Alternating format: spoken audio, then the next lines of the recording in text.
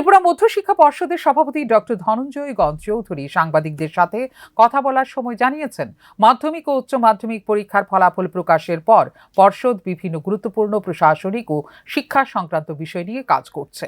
তিনি জানান, ছাত্রছাত্রীদের স্বার্থে বছর বাঁচাও পরীক্ষা আগামী জুন মাসের শেষ সপ্তাহ থেকে জুলাই মাসের প্রথম সপ্তাহের মধ্যে অনুষ্ঠিত হবে। ইতিমধ্যে পরীক্ষার প্রস্তুতি এবং প্রয়োজনীয় আনুষ্ঠানিক প্রক্রিয়া শুরু হয়েছে বলে তিনি উল্লেখ করেন।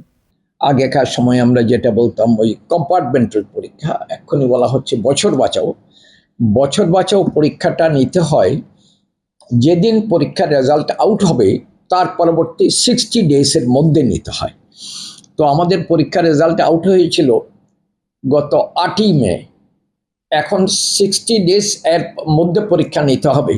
খুব সম্ভবত ডেটটা পড়ছে জুলাই মাসের 6 তারিখ। 6 জুলাইয়ের মধ্যে আমরা বছর বছরের পরীক্ষা নেব।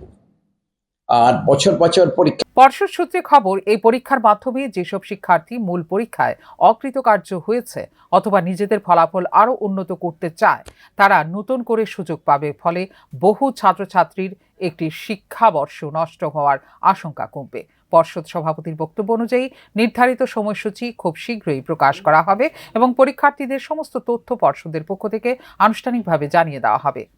ফিউরো রিপোর্ট, নিউজ নাও।